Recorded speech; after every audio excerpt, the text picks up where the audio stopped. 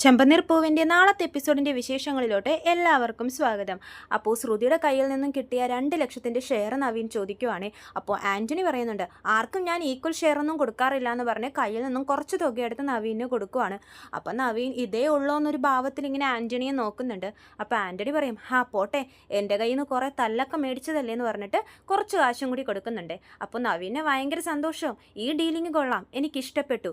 അപ്പോൾ ആൻ്റണി പറയുന്നുണ്ട്, എടാ ഇനി നീ 2 മാസത്തേക്ക് ഈ ഏരിയയിലൊന്നും ഉണ്ടാവരുത്, പുറത്തെവിടെയെങ്കിലും പോയിക്കോ എന്ന് പറയുമ്പോൾ നവീൻ പറയുന്നുണ്ട്, ഇത് കൊള്ളാലോ, കാശും കിട്ടും, പുറത്ത് ടൂറും പോവാം, എനിക്കിനി ആവശ്യം വന്നാൽ ഞാൻ വരാം എന്ന് പറയുമ്പോൾ ആൻ്റണി പറയുന്നുണ്ട്, നീ ഇനി 2 മാസം കഴിഞ്ഞ് വന്നാൽ മതി, അത് കഴിഞ്ഞിട്ട് എന്ത് ചെയ്യണമെന്ന് ഞാൻ പറയാം, അപ്പോൾ നീ അതുപോലെ ചെയ്താൽ മതി എന്ന് പറയുമ്പോൾ നവീൻ പറയും, ഇനി എനിക്ക് ഏതായാലും പണിയെടുക്കണ്ട, വെറുതെ കാശ് കിട്ടിക്കോളും, ശരി ബോസ് ഞാൻ പോയിട്ട് വരാം എന്നൊക്കെ പറഞ്ഞിട്ട് നവീൻ അവിടെ നിന്ന് ഇറങ്ങുവാണേ.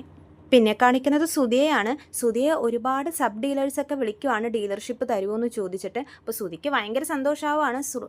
ശ്രുതിനോട് പറയുന്നുണ്ട്, ശ്രുതി, പണ്ട് ഞാൻ ഇവരുടെ അടുത്ത് ഡീലർഷിപ്പിന് വേണ്ടി അങ്ങോട്ട് പോകുമായിരുന്നു, ഇപ്പോൾ അവരൊക്കെ എന്നെ ഇങ്ങോട്ട് വിളിക്കുന്നു, കണ്ടോ ജീവിതം മാറി മറിയുന്നതെന്ന് പറയുമ്പോഴേക്കും ശ്രുതി പറയുന്നുണ്ട്, ഇനി ശ്രുതിക്ക് വെച്ചടി കയറ്റുമായിരിക്കും, കാരണം വലിയൊരു ഡീലർഷിപ്പല്ലേ ശ്രുതിക്ക് കിട്ടിയിരിക്കുന്നത്, അതുകൊണ്ടാണ് ബാക്കി എല്ലാവരും ശ്രുതി അപ്രോച്ച് ചെയ്യുന്നതെന്നൊക്കെ ശ്രുതി പറയുവാണ്. അപ്പോഴേക്കും നമ്മുടെ ശ്രുതിയുടെ ഫോണിലോട്ടൊരു കോള് വരുവാണ്. വിളിക്കുന്നത് വേറെ ആരുമല്ല, നമ്മുടെ അഭിലാഷ് സാറാണ്. ശ്രുതിക്ക് വലിയൊരു ഡീലർഷിപ്പ് കൊടുത്തില്ലേ, ആ സാറ് വിളിക്കുവാണ്. അപ്പോൾ ശ്രുതിയും ഭയങ്കര സന്തോഷത്തിൽ ആ കോൾ അറ്റൻഡ് ചെയ്യുന്നുണ്ട്. കുറച്ചു നേരം വിശേഷങ്ങളൊക്കെ പങ്കുവെച്ച ശേഷം അഭിലാഷ് സാറ് പറയുന്നുണ്ട്, ഒരുപാട് സബ് ഡീലേഴ്സ് ശ്രുതിയെ സമീപിക്കുന്നുണ്ടല്ലോ എന്ന് ചോദിക്കുമ്പോഴേക്കും ശ്രുതി പറയുന്നുണ്ട്, സാർ, ഒരുപാട് പേര്, ഞാൻ അവരുടെയൊക്കെ ആ ഡീലേഴ്സിൻ്റെയൊക്കെ പേര് സാറിന് അയച്ചു തരാമെന്ന് പറയുമ്പോഴേക്കും അഭിലാഷ് സാറ് പറയുന്നുണ്ട്, ശ്രുതി, ഞാൻ പ്രോഡക്റ്റും എത്രയും വേഗം ശ്രുതിക്ക് അങ്ങോട്ടേക്ക് അയച്ചു തരാം, അതിനെപ്പറ്റി സംസാരിക്കാനാണ് ഞാനിപ്പോൾ ശ്രുതിയെ വിളിച്ചതെന്നൊക്കെ അഭിലാഷ് സാറ് പറയുവാണ്. നമ്മുടെ പ്രോഡക്റ്റിനെ ഒരുപാട് പ്രൊമോട്ട് ചെയ്യേണ്ടി വരും, അതുപോലെ തന്നെ ശ്രുതിയുടെ ഷോറൂമിനെയും. അപ്പോൾ ശ്രുതി പറയുന്നുണ്ട്, ഞാനും അതിനെപ്പറ്റി ആലോചിച്ചുകൊണ്ടിരിക്കുമായിരുന്നു സർ, പക്ഷേ അതിനു വേണ്ടിയിട്ട് വലിയൊരു അഡ്വർടൈസ്മെൻറ്റ് ചെയ്യേണ്ടി വരും, അതിന് ഒരുപാട് കാശ് ചിലവാകും, എൻ്റെ കയ്യിൽ ഇപ്പോൾ അത്ര ബഡ്ജറ്റ് ഇല്ല എന്ന് പറയുമ്പോഴേക്കും അഭിലാഷ് സാറ് പറയുന്നുണ്ട്, ബഡ്ജറ്റിനെ പറ്റി ആലോചിച്ചൊന്നും ശ്രുതി വിഷമിക്കണ്ട, അതൊക്കെ ഞാൻ നോക്കിക്കോളാം, നമുക്കൊരു ആഡ് ഫിലിം എത്ര വേഗം ഷൂട്ട് ചെയ്യണം, അതും ശ്രുതിയുടെ ഷോറൂമിൽ വെച്ചിട്ട് തന്നെ ഷൂട്ട് ചെയ്യാം, അപ്പോൾ ശ്രുതിയുടെ ഷോപ്പിലും അതൊരു വലിയൊരു പബ്ലിസിറ്റി ആയിരിക്കുമല്ലോ എന്നൊക്കെ പറയുമ്പോഴേക്കും ശ്രുതി പറയുന്നുണ്ട്, അത് നന്നായിരിക്കും സാർ. അഭിലാഷ് സാറ് ബഡ്ജറ്റ് നോക്കാമെന്ന് പറഞ്ഞപ്പോഴേക്കും ശ്രുതിക്കും സന്തോഷമാവാണ്. അപ്പോൾ ശ്രുതി ചോദിക്കുന്നുണ്ട് അടുത്ത വായിക്ക്, സാർ, ഞാൻ പുറത്തുനിന്ന് ആരെയാണ് ഇതിനു വേണ്ടി അഭിനയിപ്പിക്കാൻ വേണ്ടി വിളിക്കേണ്ടത്, സിനിമാ ഫീൽഡിലുള്ള ടോപ്പിലുള്ള ആരെങ്കിലും കൊണ്ടുവരട്ടെ, ബോളിവുഡിലുള്ള ആരെങ്കിലും കൊണ്ടുവരട്ടെ എന്ന് പറയുമ്പോഴേക്കും അഭിലാഷ് സാറ് പറയുന്നുണ്ട്, അവരാരും വേണ്ട ശ്രുതി, നമ്മുടെ പ്രോഡക്റ്റിന് നല്ല റീച്ച് ഉണ്ടായാൽ മാത്രം മതി, അത് മാത്രമല്ല ഇപ്പോൾ പ്രോഡക്റ്റിൻ്റെ ഓണേഴ്സ് തന്നെയാണ് ഈ ആഡ് ഫിലിമിലൊക്കെ അഭിനയിക്കുന്നതെന്ന് പറയുമ്പോഴേക്കും ശ്രുതി പറയുന്നുണ്ട്, ശരി സാർ, അപ്പോൾ സാറാണോ അഭിനയിക്കാൻ പോകുന്നതെന്ന് ചോദിക്കുമ്പോഴേക്കും അഭിലാഷ് സാർ പറയുന്നുണ്ട്, ഞാനല്ല ശ്രുതിയുടെ ഫാമിലിയാണ് ഈ ആഡ് ഫിലിമിൽ അഭിനയിക്കാൻ പോകുന്നതെന്ന് പറയുവാണ്. അത് കേൾക്കുമ്പോഴേക്കും ശ്രുതി ഇങ്ങനെ ഷോക്കായിട്ട് നിൽക്കുവാണ്. സാർ എന്താ ഈ പറയുന്നേ, ഞങ്ങളോട് അഭിനയിക്കാനോ? അപ്പോൾ അഭിലാഷ് സാർ പറയുന്നുണ്ട്, നിങ്ങൾ മാത്രമല്ല നിങ്ങളുടെ ഫാമിലിയും കൂട്ടത്തിൽ അഭിനയിക്കാൻ പോവാന്ന് പറയുമ്പോഴേക്കും ശ്രുതി പറയുന്നുണ്ട്, സാർ, ഞങ്ങളുടെ രണ്ടുപേരുടെയും കാര്യം ഓക്കെ, പക്ഷേ ഫാമിലി അത് വേണമെന്ന് ചോദിക്കുമ്പോഴേക്കും അഭിലാഷ് സാർ പറയുന്നുണ്ട്, അത് വേണം ശ്രുതി, കാരണം TV എന്ന് പറയുന്നത് ഒരു ഫാമിലിയിൽ എല്ലാവരും കൂടി ഒന്നിച്ചിരുന്ന് കാണുന്ന ഒരു സാധനമാണ്, അപ്പോൾ പിന്നെ ഒരു TV സെലക്ട് ചെയ്യുമ്പോൾ കുടുംബത്തിലുള്ള എല്ലാവരുടെയും അഭിപ്രായവും പരിഗണിക്കാറുണ്ട്, പണക്കാർക്കിടയിൽ മാത്രമല്ല എല്ലാ ക്ലാസ്സിലുള്ള ആളുകളുടെ ഇടയിലും നമ്മുടെ ഈ പ്രോഡക്റ്റ് റീച്ച് ആവണം എന്നൊക്കെ അഭിലാഷ് സാർ പറയുവാണ്. ഇതിനൊക്കെ സഹായിക്കുന്നത് നമ്മൾ കൊടുക്കുന്ന അഡ്വർടൈസ്മെൻ്റ് ആണ്, ഇതിനുള്ള എല്ലാ പ്ലാനും ഞാൻ റെഡിയാക്കി വെച്ചിട്ടുണ്ട് ശ്രുതി, സ്ക്രിപ്റ്റ് വരെ ഞാൻ റെഡിയാക്കി എന്നൊക്കെ അഭിലാഷ് സാർ പറയുമ്പോഴേക്കും ശ്രുതിയും ഇങ്ങനെ ആലോചിക്കുവാണ്. ശ്രുതിയുടെ അച്ഛനും അമ്മയും ഈ പരിസരത്തിൽ അഭിനയിക്കണം എന്ന് പറയുമ്പോഴേക്കും ശ്രുതി പറയുന്നുണ്ട്, സാർ, അവർക്ക് അങ്ങനെ അഭിനയിക്കാനൊന്നും അറിയില്ല എന്ന് പറയുമ്പോഴേക്കും അഭിലാഷ് സാർ വിടുന്നില്ല, സമ്മതിക്കുന്നില്ല, ശ്രുതി, അഭിനയിക്കാൻ അറിയരുത്, നാച്ചുറലായിട്ട് അഭിനയിക്കണം, അതാണ് എനിക്ക് വേണ്ടത്, നിങ്ങളുടെ കുടുംബം വളരെ നല്ലൊരു കുടുംബമാണെന്നൊക്കെ അഭിലാഷ് ഇങ്ങനെ പുകഴ്ത്തി പറയുവാണേ. ശ്രുതി അപ്പോഴും പറയുന്നുണ്ട്, ഞാനും ശ്രുതി അഭിനയിക്കാം, വർഷയും ശ്രീകാന്തും ഓക്കെ, പക്ഷേ ഈ സച്ചിക്കും രേവതിക്കും അതിനുള്ള കഴിവൊന്നുമില്ല എന്ന് പറയുമ്പോഴേക്കും അഭിലാഷ് സാർ പറയുന്നുണ്ട്, ശ്രുതി എന്താ ഈ പറയുന്നത്, അവർക്കാണ് കഴിവുകളുള്ളത്, അവരെന്തൊരു നാച്ചുറൽ ആളുകളാണ്, അവരുടെ അഭിനയം നമ്മുടെ പ്രോഡക്റ്റിനെ റീച്ച് ആവാൻ നല്ലതുപോലെ സഹായിക്കും, അവരെന്തായാലും വേണമെന്ന് അഭിലാഷ് സാറ് നിർബന്ധം പിടിക്കുവാണ്. മുംബൈയിലെ ആഡ് ഫിലിം ചെയ്യുന്നവരെ ഞാൻ എത്ര വേഗം അങ്ങോട്ടേക്ക് അയക്കാം, അവർ നിങ്ങളുടെ ആഡ് ഫിലിമൊക്കെ ഷൂട്ട് ചെയ്യും ശ്രുതി എന്നൊക്കെ പറയുവാണ്. സുധി എല്ലാത്തിനും സമ്മതമൂളി കൊടുക്കുന്നുണ്ട്. കാരണം വലിയൊരു ഡീലർഷിപ്പാണല്ലോ കയ്യിൽ വന്നിരിക്കുന്നത്. പിന്നെ അഭിലാഷ് സാറ് വേറൊരു കാര്യം കൂടി പറയുന്നുണ്ട്. സുധി, വെറുതെ ഒന്നും അവരോട് വന്ന് അഭിനയിക്കണ്ടെന്ന് പറ. അഭിനയിക്കുന്ന 4 ജോഡികൾക്കും കൂടി ഞാൻ 50,000 രൂപ വെച്ച് തരും. അതായത് ഓരോ കപ്പിൾസിനും 50,000, മൊത്തം 2 ലാക്ക് എന്ന് പറയുമ്പോഴേക്കും ശ്രുതിയുടെയും കണ്ണിങ്ങനെ തള്ളുവാണേ. ഇപ്പൊ തന്നെ ഞാൻ ആ കാശ് ശ്രുതിയുടെ അക്കൗണ്ടിലോട്ട് അയക്കാമെന്നും അഭിലാഷ് സാറ് പറയുന്നുണ്ട്. നാളെ ആ മുംബൈ ടീം അങ്ങോട്ടേക്ക് എത്തും. ശ്രുതി അവരെ ഫോളോ അപ്പ് ചെയ്യണം എന്നൊക്കെ പറഞ്ഞിട്ട് കോള് കട്ട് ചെയ്യുവാണ്. ശ്രുതിയും ഭയങ്കര സന്തോഷത്തിലാണ്. ശ്രുതി പറയുന്നുണ്ട്, നമ്മുടെ സമയം തെളിഞ്ഞു എന്ന് തോന്നുന്നു. ശ്രുതി കണ്ടില്ലേ, നമ്മളെ വെച്ചിട്ടൊക്കെ അഡ്വർടൈസ്മെന്റ് ചെയ്യാൻ പോകുന്നു.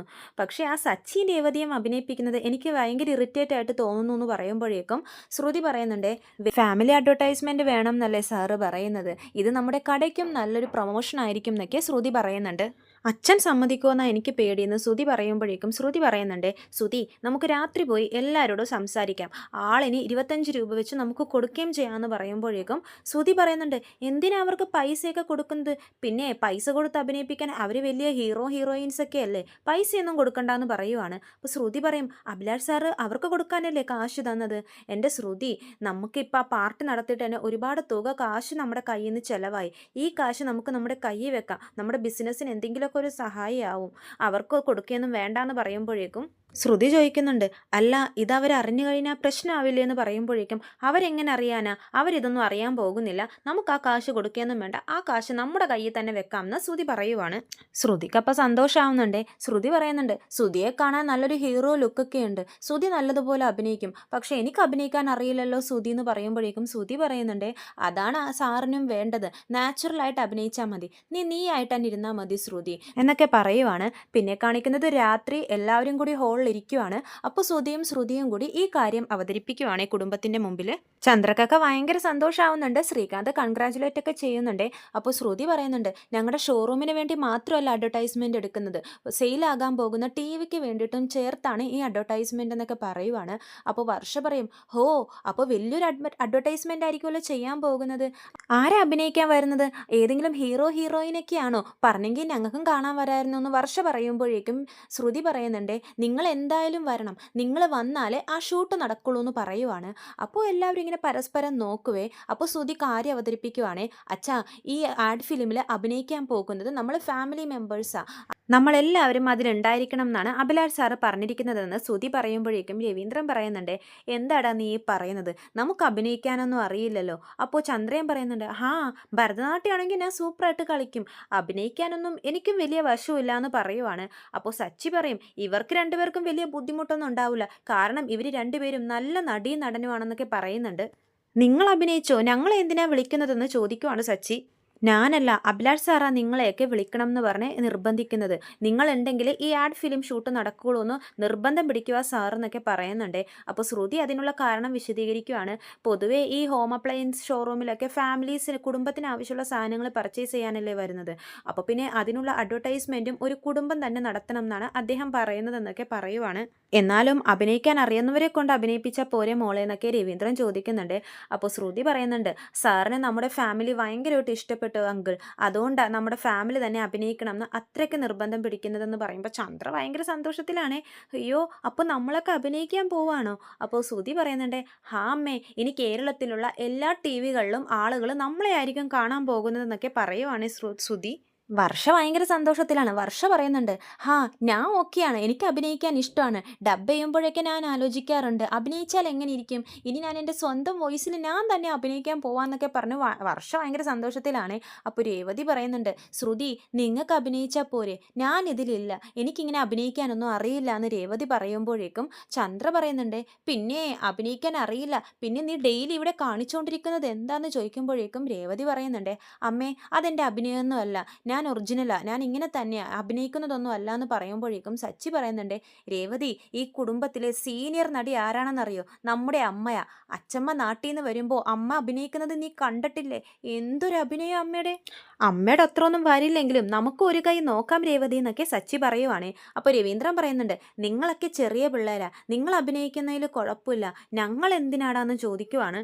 അപ്പോൾ ശ്രുതി പറയും എല്ലാ ഏജ് കാറ്റഗറിയിലുള്ളവരെയും കവർ ചെയ്യണം വെച്ചാ അതുകൊണ്ടാന്ന് പറയുമ്പോഴേക്കും ശ്രുതി പറയുന്നുണ്ട് അങ്കിളെ വെറുതെ ഒന്ന് നിന്നിട്ട് സാധാരണ സംസാരിക്കുന്ന പോലെ സംസാരിച്ചാൽ മതി അത്രേ ഉള്ളൂ എന്നൊക്കെ പറയുവാണ്. ആൻറ്റിക്ക് ഓക്കെ അല്ലേ എന്ന് ചോദിക്കുമ്പോഴേക്കും ചന്ദ്ര പറയുന്നുണ്ട് ഞാൻ ഓക്കെയാ, ഭരതനാട്യത്തിൽ കുറേ ഭാവങ്ങളൊക്കെ ഇട്ട് ഞാൻ അഭിനയിക്കാറുണ്ട്, അതും ഒരു അഭിനയമാണല്ലോ, അതുപോലെ തന്നെ ഞാൻ ഇതിലും അഭിനയിച്ചോളാം, ഞാൻ ഏതായാലും ഓക്കെയാന്ന് പറഞ്ഞ് ഭയങ്കര സന്തോഷത്തിലാണ് ചന്ദ്ര. സച്ചിക്ക് ഓക്കെ അല്ലേ എന്ന് ശ്രുതി ചോദിക്കുമ്പോഴേക്കും സച്ചി ഇങ്ങനെ പറയുന്നുണ്ട് അല്ല ഞങ്ങൾ വന്ന് നിങ്ങളുടെ പരസ്യത്തിൽ അഭിനയിച്ചാൽ ഞങ്ങൾക്ക് എന്ത് ലാഭം എന്ന് ചോദിക്കുമ്പോഴേക്കും ശ്രുതി പറയുന്നുണ്ട് എടാ ഒരുപാട് കസ്റ്റമേഴ്സ് ഷോപ്പിലോട്ട് വരും എന്ന് പറയുമ്പോഴേക്കും അതിൻ്റെ ലാഭം നിങ്ങൾക്കല്ലേ, എനിക്കെന്ത് കിട്ടും? ഈ ട്രിപ്പും മുടക്കി സവാരി മുടക്കി ഞാൻ അവിടെ വന്ന് ഒരു ദിവസം ഫുള്ളും അഭിനയിച്ചു കഴിഞ്ഞാൽ എൻ്റെ കാശ് പോവും എന്നല്ലാതെ എനിക്ക് ലാഭമൊന്നും ഇല്ലല്ലോ എന്ന് സച്ചി പറയുവാണ്. അപ്പോൾ രേവതിയും പറയുന്നുണ്ട് എനിക്കും ഒരുപാട് സ്ഥലത്ത് പൂവൊക്കെ കൊടുക്കാൻ പോകാനുള്ളതാ, എൻ്റെ ഇതിനെ അത് ബാധിക്കും എന്ന് പറയുമ്പോഴേക്കും ചന്ദ്ര പറയും ഒരു ദിവസം പൂ കൊടുത്തില്ലെങ്കിൽ ഇവളുടെ കച്ചവടം അങ്ങോട്ട് പൂട്ടിപ്പോവും, ഒന്ന് വെറുതെ ഇരിക്കുന്നൊക്കെ ചന്ദ്ര ചീത്ത പറയുന്നുണ്ട്. അപ്പോൾ ശ്രുതിയും ഇങ്ങനെ പരസ്പരം നോക്കുന്നുണ്ട്, കാരണം ഇവർക്ക് കൊടുക്കാനുള്ള 50,000 രൂപ കയ്യിൽ വെച്ചിട്ടാണല്ലോ ഇവരിങ്ങനെ മിണ്ടാതിരിക്കുന്നത്. രേവതി ചോദിക്കും എത്ര നേരം ഉണ്ടാവും ഈ ഷൂട്ട് എന്ന് പറയുമ്പോഴേക്കും ശ്രുതി പറയുന്നുണ്ട് രാവിലെ തുടങ്ങി ഒരു വൈകിട്ട് വരെയൊക്കെ ഉണ്ടാവും എന്ന് പറയുന്നുണ്ട്. അപ്പോൾ സച്ചി പറയും ഒരു ദിവസം മുഴുവൻ നിങ്ങൾക്ക് വേണ്ടി ഞങ്ങൾ അവിടെ വന്ന് പണിയെടുത്ത് കഴിഞ്ഞാൽ നമുക്ക് എന്ത് കിട്ടും, നീ എത്ര രൂപ തരും ഞങ്ങൾക്കെന്ന് ചോദിക്കുവാണ്. അപ്പോൾ ശ്രുതിയും ഇങ്ങനെ പരസ്പരം നോക്കിക്കൊണ്ട് നിൽക്കുവാണ്. കാശോ അതെന്തിനാന്ന് ശ്രുതി ചോദിക്കുമ്പോഴേക്കും സച്ചി പറയുന്നുണ്ട് നമ്മൾ രണ്ടുപേരും വരുമാനം ഉപേക്ഷിച്ച് നിങ്ങളുടെ അടുത്തോട്ട് വരുമ്പോൾ നിങ്ങൾ അതിന് നമുക്ക് കാശ് തരണ്ടേ എന്നൊക്കെ ചോദിക്കുന്നുണ്ട്. വർഷയും പറയുന്നുണ്ട് ശരിയാണല്ലോ, അഭിനയിക്കാൻ വരുന്നവർക്ക് കാശ് കൊടുക്കണ്ടേ. അപ്പോൾ ശ്രുതി പറയും വേറൊരു കടയ്ക്ക് വേണ്ടിയിട്ടെന്നല്ലല്ലോ നിങ്ങൾ അഭിനയിക്കാൻ പോകുന്നത്, നമ്മുടെ കടയ്ക്ക് വേണ്ടിയിട്ടല്ലേ. അപ്പോൾ സച്ചി പറയും നമ്മുടെ കടയോ, അത് നമ്മുടെ കടയല്ലടാ നിന്റെ കടയാന്ന് പറയുവാണ്. എൻ്റെ ജോലിയൊന്നും കളഞ്ഞ് എനിക്ക് വരാൻ പറ്റില്ല, ഞാൻ പോവാന്ന് പറഞ്ഞ് സച്ചി എഴുന്നേറ്റ് പോകുമ്പോഴേക്കും ശ്രുതി പറയുന്നുണ്ട് എടാ ഞാനത് അഭിലാഷ് സാറിനോട് പറഞ്ഞതാ നിനക്ക് ഓട്ടം ഉണ്ടാവും, ട്രിപ്പൊന്നും കളഞ്ഞ് സച്ചി വരാൻ പോകുന്നില്ല എന്ന് പറഞ്ഞപ്പോഴേക്കും അഭിലാഷ് സാറിന് ഒരേ നിർബന്ധം, സച്ചി ഉണ്ടെങ്കിൽ ഈ ആഡ് ഫിലിം ഷൂട്ടൊക്കെ നടക്കുകയുള്ളൂ, സച്ചി എന്തായാലും വേണമെന്ന് നിർബന്ധം പിടിക്കുക സാറിനൊക്കെ ശ്രുതി പറയുമ്പോഴേക്കും സച്ചി ഇങ്ങനെ നോക്കി ചിരിക്കുന്നുണ്ടേ. സാറിന് എന്നെ അന്ന് ഭയങ്കര ഇഷ്ടമായിരുന്നു, സാർ അങ്ങനെ പറഞ്ഞല്ലേ ഞാൻ വേണമെന്ന്, ഇത്രയും വലിയൊരാൾ പറയുമ്പോൾ ഞാൻ എങ്ങനെ എതിർത്ത് പറയാം, ശരി ഞങ്ങൾ അഭിനയിക്കുന്നുണ്ട് എന്ന് പറയുമ്പോഴേക്കും ശ്രുതിക്കും സന്തോഷമാവാണ്. അപ്പോൾ രേവതി വന്ന് പറയുന്നുണ്ട് സച്ചിയേട്ടാ ഞാനൊന്നുമില്ല അഭിനയിക്കാൻ, എനിക്ക് പൂവൊക്കെ കൊടുക്കാൻ പോകാനുള്ളതാന്ന് പറയുമ്പോഴേക്കും സച്ചി പറയും ശരിയാണല്ലോ, അപ്പോൾ ശ്രുതി ഇതിൽ കപ്പിൾസായിട്ട് ഭാര്യയും ഭർത്താവും കൂടി ചേർന്ന് നിന്ന് അഭിനയിക്കണം എന്നല്ലേ പറഞ്ഞിരിക്കുന്നത്, രേവതിക്ക് പറ്റില്ലാന്ന്, അപ്പോൾ എൻ്റെ കൂടെ ഭാര്യയായിട്ട് അഭിനയിക്കാൻ ഒരു പെണ്ണിനെ നീ എത്ര വേഗം കണ്ടുപിടിക്കും എന്നൊക്കെ പറയുവാണ് സച്ചി. അപ്പോൾ രേവതി ഇങ്ങനെ സൂക്ഷിച്ചു നോക്കുന്നുണ്ട് സച്ചിയെ. പിന്നെ വേറെന്ത് ചെയ്യാനാ ഞാനെന്ന് സച്ചി ചോദിക്കുമ്പോഴേക്കും രേവതി കുറച്ചു നേരം ആലോചിച്ച ശേഷം പറയുന്നുണ്ട് എന്നാൽ ശരി ഞാൻ തന്നെ അഭിനയിക്കാം, വേറൊരു പെണ്ണിനെ ഭാര്യയായിട്ടൊന്നും കൊണ്ടുവരണ്ടെന്ന് പറയുവാണ്. അപ്പോൾ സച്ചിയുടെ സംശയം അപ്പോഴും തീരുന്നില്ലേ, അല്ല രേവതി ഞാൻ അന്നൊരു പരസ്യത്തിൽ അഭിനയിച്ചില്ലേ, അന്ന് 1 മണിക്കൂർ നേരത്തേക്ക് അഭിനയിച്ചിന് എനിക്ക് 600 രൂപ കിട്ടി, ഇതിപ്പോൾ ഒരു ദിവസം ഫുള്ളും അഭിനയിക്കണം എന്നും പറയുന്നു, കാശൊന്നുമില്ല, എടാ നീ അഭിലാഷ് സാറിനെ വിളിച്ചു തന്നെ, ഞാൻ വിളിച്ച് ചോദിക്കാം അദ്ദേഹത്തോടെന്ന് പറയുമ്പോഴേക്കും ശ്രുതി പറയുന്നുണ്ട് എടാ വെറുതെ ഇരി, അദ്ദേഹം എനിക്കൊരു ബഹുമാനം തന്നിട്ടുണ്ട്, ഞാൻ തിരിച്ചു അങ്ങോട്ട് കൊടുക്കുന്നുണ്ട്, നീയായിട്ട് അത് ഇല്ലാതാക്കല്ലേ പ്ലീസ്, അദ്ദേഹം പൈസയൊന്നും തന്നിട്ടില്ല എന്ന് പറയുമ്പോഴേക്കും രവീന്ദ്രൻ പറയുന്നുണ്ട് എടാ സച്ചി നീ അങ്ങനെയൊന്നും ചെയ്യല്ലടാ, ഇത് നമ്മുടെ ശ്രുതിക്ക് വേണ്ടിയിട്ടല്ലേ, അവനൊരു പടി മുമ്പോട്ട് കയറാൻ പോവാ, അപ്പോൾ നമ്മൾ സപ്പോർട്ടായിട്ട് നിൽക്കുവാന്ന് കരുതിയാൽ മതി, നീ അവനെ സപ്പോർട്ട് ചെയ്ത് നല്ലോണം അഭിനയിച്ചൊന്ന് കാണിച്ചു കൊടുത്താൽ മാത്രം മതി, നമ്മുടെ കുടുംബത്തിലുള്ള ഒരാളല്ലേ, പൈസ ഒന്നും വേണ്ടടാന്നൊക്കെ സച്ചിയോട് പറയുവാണ്. അപ്പോൾ ശ്രുതി പറയുന്നുണ്ട് അപ്പോൾ ശരി നാളെ രാവിലെ എല്ലാവരും കുളിച്ച് റെഡിയായി നിൽക്ക്, നാളെ മുംബൈയിൽ നിന്നൊരു ടീം വരുന്നുണ്ട് ഇത് ഷൂട്ട് ചെയ്യാൻ വേണ്ടിയിട്ടെന്നൊക്കെ പറയുമ്പോഴേക്കും ചന്ദ്ര ഭയങ്കര സന്തോഷത്തിൽ നിൽക്കുവാണ്. അയ്യോ എനിക്ക് എന്താണെന്ന് പറയാൻ പറ്റുന്നില്ല, അങ്ങനത്തെ ഒരു ഫീലിംഗ് ആണെന്നൊക്കെ പറഞ്ഞ് ചന്ദ്ര മുറിയിലോട്ട് പോകുമ്പോഴേക്കും ശ്രുതി ഓടിപ്പോയി ഒരു 10,000 രൂപ കൊടുക്കുവാണേ. അപ്പോൾ ചന്ദ്ര ചോദിക്കും ഇതെന്തിനാണ് 10,000 രൂപ, അല്ല അമ്മേ എനിക്ക് അമ്മക്ക് തരണം എന്ന് തോന്നി, അല്ല കാശൊന്നും ആർക്കും ഇല്ലെന്നല്ലേ പറഞ്ഞത്, ആർക്കും ഇല്ല, പക്ഷെ എൻ്റെ അമ്മക്ക് ഞാനായിട്ട് തരുന്നതാ, ഇത് വെച്ചോന്ന് പറയുമ്പോഴേക്കും ചന്ദ്രക്ക് ഒന്നുകൂടെ ഭയങ്കര സന്തോഷമാവേ, ഇത് കൊള്ളാലോ, ഒരു പരസ്യത്തിൽ അഭിനയിക്കാൻ 10,000 രൂപ, അപ്പോൾ ഇനി സ്ഥിരമായിട്ട് പരസ്യത്തിൽ അങ്ങോട്ട് അഭിനയിച്ചാലോ എന്നൊക്കെ പറഞ്ഞ് ചന്ദ്ര സന്തോഷത്തിൽ നിൽക്കുവാണ്. ഇത്രയും കാണിച്ചുകൊണ്ടാണ് നാളത്തെ എപ്പിസോഡ് അവസാനിക്കുന്നത്. ചെമ്പനീർപ്പൂവിൻ്റെ കൂടുതൽ വിശേഷങ്ങൾ ഞാൻ എൻ്റെ ചാനലിലൂടെ അപ്ലോഡ് ചെയ്യുന്നതാണ്. ചാനൽ സബ്സ്ക്രൈബ് ചെയ്യാത്തവരുണ്ടെങ്കിൽ സബ്സ്ക്രൈബ് ചെയ്യണം. വീഡിയോ ഇഷ്ടമെങ്കിൽ ലൈക്ക് ചെയ്യാനും മറക്കരുത്. എല്ലാവർക്കും നന്ദി.